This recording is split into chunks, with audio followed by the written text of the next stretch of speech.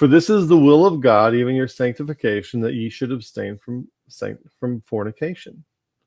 But a Calvinist would have to say that what Steve Lawson did was so they have to split the will of God up into two wills of God. Now we have the preceptive will of God and the decretal will of God. And so what Steve Lawson did was the decretal will of God, and this verse is just a lie about it. If you were to believe this verse, you would think that what Steve Lawson did was against the will of God.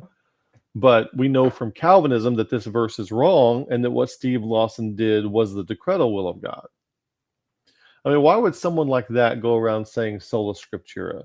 You ever realize how inane that is? How gaslighting it is? For a Calvinist to say they believe the Bible is gaslighting to anyone who's paying any attention whatsoever to what they actually say they believe. It's absolute gaslighting. I will make this conjecture.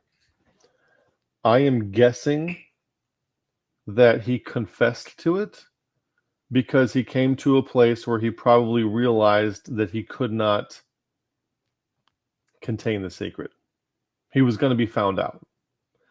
And he probably thought it'd be better if I say something than if somebody else says something first. So perhaps the woman wanted something, like blackmail, from him, and he wasn't willing to give that up. And so he chose to out himself. And perhaps he would not have done so if he thought that it could have stayed a secret. Because someone who talks like they do in the video clip that we just listened to, that's not somebody who's genuinely sorry for what they did.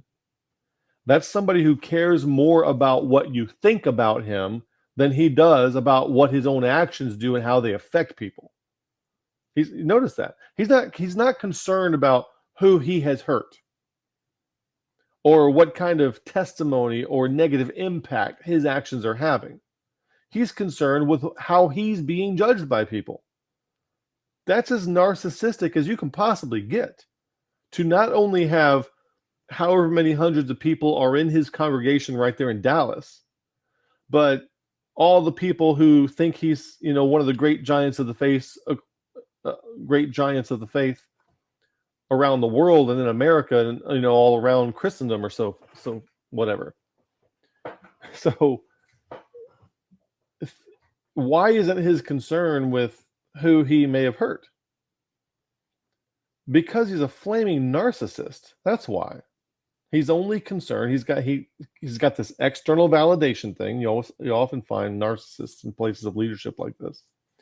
He has a need for external validation, which has to be supplied by people. And now he's in a situation where his biggest concern is what people are going to think about him and whether they're going to judge his whole ministry based on this one indiscretion or whether they're going to look at the whole body of work.